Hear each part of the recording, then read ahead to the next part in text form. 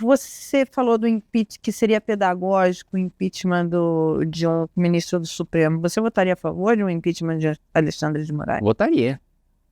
Você acha que é possível isso entrar em pauta? Eu acho que com a atual configuração do Senado é impossível.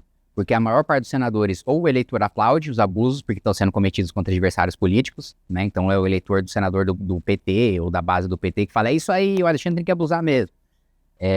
Ou é o sujeito que tem rabo preso, né? Que se votar contra o Alexandre é preso no outro dia porque rouba dinheiro e aí tem a cor dos outros no Supremo para dizer, ó, a gente não mexe aqui, que a gente não mexe ali, mas que eu acredito sim, não dá.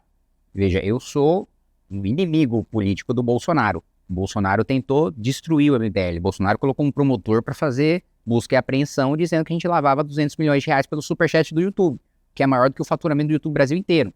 E a gente sofreu uma busca e apreensão por causa disso, e prisão preventiva por causa disso. Então, tenho nenhum apreço pelo Bolsonaro, pelo contrário. Desejo coisas muito ruins para ele.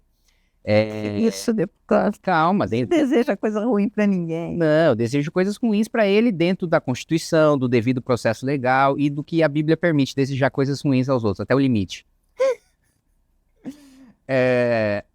Agora, eu não vou defender por causa disso que um processo, que, primeiro, o Supremo atropela o próprio rito, porque a primeira interpretação do Supremo era quando o foro privilegiado acaba quando acaba o mandato. Essa era a interpretação do Supremo.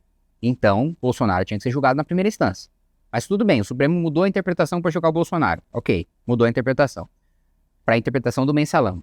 Mesmo que você perca o foro, se o caso for de uma relevância nacional, de uma importância de uma autoridade pública, vai para o Supremo. Só que aí eles descumprem a própria jurisprudência do mensalão, que é julgar por uma turma. Não, peraí. Se o argumento é de que é de relevância nacional, tem que ser julgado pelo plenário do Supremo. Não pode ser julgado por uma turma. Depois, como você não dá acesso ao acusado de todas as acusações que estão sendo feitas contra ele, de todo o relatório da Polícia Federal, porque você diz o seguinte, tem um processo penal contra você em curso. E aí, você diz que você não pode ter acesso à íntegra do inquérito, porque senão você vai atrapalhar as investigações que estão acontecendo contra você. Mas o princípio do contraditório é justamente você ter acesso a tudo que tem contra você para você contradizer. Daí o contraditório, para você, né, contraditar, na verdade. E o Bolsonaro não teve acesso a isso. E além disso, agora, os próprios ministros do Supremo, a própria imprensa, considerou abusivas cautelares contra o Bolsonaro. O processo dele está em alegações finais. É a última fase da Procuradoria-Geral da República até o Supremo condenar e prender ele por trânsito em julgado, não por cautelar. E aí, você impõe uma medida cautelar, na minha avaliação, num desespero do Alexandre de demonstrar força em relação e despreocupação em relação às sanções americanas. E aí o Alexandre faz esse teatro, né? Dá o cautelar, aí vai pro jogo do Corinthians pra fingir normalidade, aí fica puto no jogo do Corinthians e não consegue desfazer a normalidade, dá o dedo no meio pra um gato. E aí é obrigado a voltar atrás no despacho que ele deu, porque primeiro ele diz, olha, pode dar entrevista, mas se qualquer pessoa do universo publicar a sua entrevista em rede social, você vai preso. Eu falo, peraí, eu dou uma entrevista pra Folha de São Paulo, a Folha joga no Twitter as suas matérias. E aí ela jogou no Twitter, eu sou preso por uma ação de terceiro que eu não tô agindo com conluio com ele. Aí a imprensa, editoriais unânimes contra a decisão do Alexandre. Até com veículos que, historicamente, respaldam as decisões do Alexandre do Supremo. Aí ele volta atrás, mas mantém a cautelar e diz, não, ele pode discursar. Ele só não pode usar as próprias ciências. Beleza, aí numa chamada de vídeo, ele discursa por uma manifestação em casa, cumprindo a cautelar, porque precisava ter em casa no final de semana. E aí ele é preso.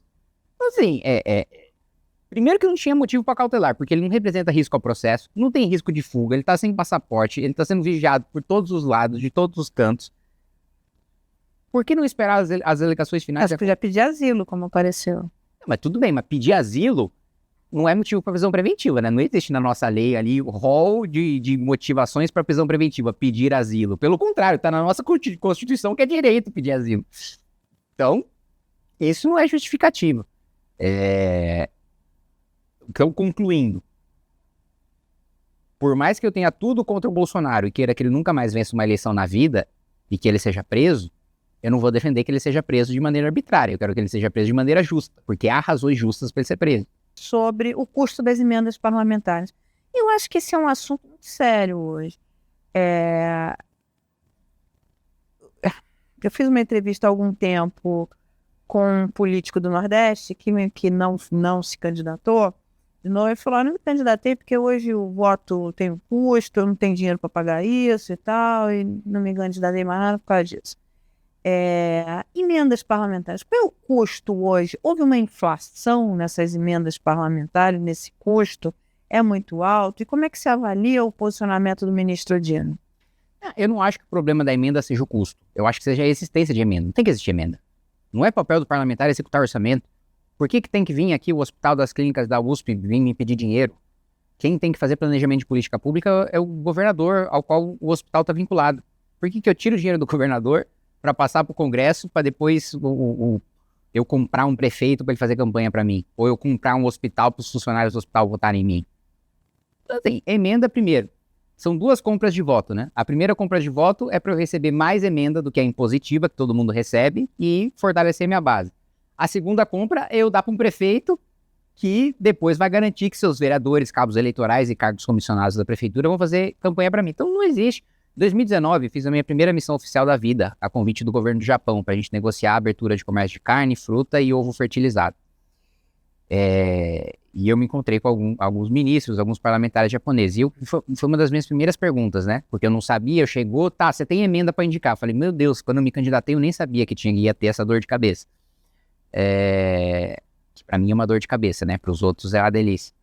E aí eu perguntei aí aqui no Japão, como é que vocês aplicam tal, que eu gosto de pegar das coisas que mais funcionam no mundo para tentar trazer. E eu falei, o pessoal vai lá, né, indica pro orçamento, o orçamento é executado no estado dele, na sua base eleitoral, e é isso, né? Como é que faz aqui no Japão? Aí ele, mas me fala mais desse escândalo que você tá descrevendo aí, alguém foi preso? Eu falei, não, tá lá, a gente faz, todo mundo, eu vou poder, eu não só posso, como eu devo fazer isso, o dinheiro não pode chegar e eu não indicar, eu preciso indicar.